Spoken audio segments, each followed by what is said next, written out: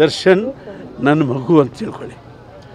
ನನ್ನ ಮಗು ಆ ತಪ್ಪು ಮಾಡಿದರೆ ತಂದೆ ಎಷ್ಟು ನೋವು ತಿಂತಾನೋ ನಾನು ಅಷ್ಟೇ ನೋವು ತಿಂತಿದ್ದೀನಿ. ಆ ಮಗು ಕೂಡ ಅಷ್ಟೇ ನೋವು ತಿಂತಾ ಇರುತ್ತೆ. ನಾವು ಆತ ಕೊಟ್ಟಿರುವ ಕೊಡುಗೆ ಇದೆಯಲ್ಲ, ಆ ಕೊಡುಗೆ ಕಡೆ ನೋಡೋಣ. ಸಂಸ್ಕೃತದಲ್ಲಿ ಒಂದು ಒಳ್ಳೆಯ ಮಾತು ಹೇಳಿದ್ರು, ಅತ್ಯುನ್ನತೆ ಪತನ ಹೇತು. ಚಂದನವನ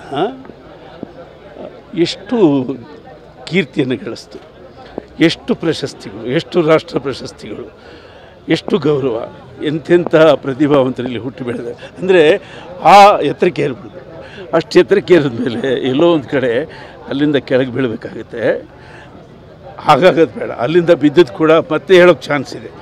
ಕೇರಳ ಚಿತ್ರೋದ್ಯಮ ಹೀಗೆ ಆಗಿತ್ತು, ಅದು ಈಗ ಉತ್ತುಂಗದಲ್ಲಿದೆ. ಅಂದರೆ ಕೆಳಗೆ ಬಿದ್ದ ಮೇಲೆದಿದೆ. ಚಂದನವನ, ಅದು ಚಂದನವನ ಕಣೆ.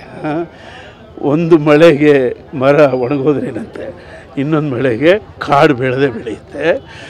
ನಾವು ಒಂದು ಸಣ್ಣದಾಗಿ ಯೋಚನೆ ಮಾಡಬೇಕು. ನಾವು ಕಲಾವಿದರು, ಅದರಲ್ಲೂ ಸಿನಿಮಾ ಕಲಾವಿದರು.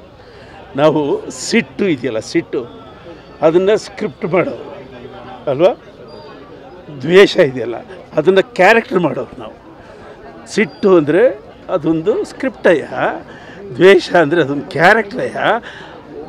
ಆ ಥರ ಸಿನಿಮಾದಲ್ಲಿ ತೋರಿಸ್ಬೇಕಷ್ಟೇ ನಾವು. ನಿಜ ಜೀವನದಲ್ಲಿ ಸ್ಕ್ರಿಪ್ಟ್ ಅಂತ ಇರಬಾರ್ದು, ನಿಜ ಜೀವನದಲ್ಲಿ ಕ್ಯಾರೆಕ್ಟರ್ ಆಗಬಾರ್ದು. ಇದು ಕಲಾವಿದರ ಕರ್ತವ್ಯ.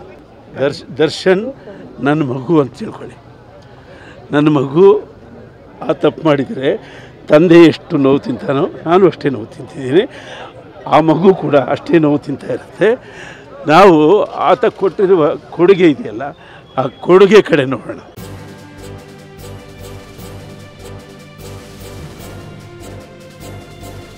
ಇದು ಮಾನವೀಯ ಸಂದೇಶದ ಜನವಾಹಿನಿ.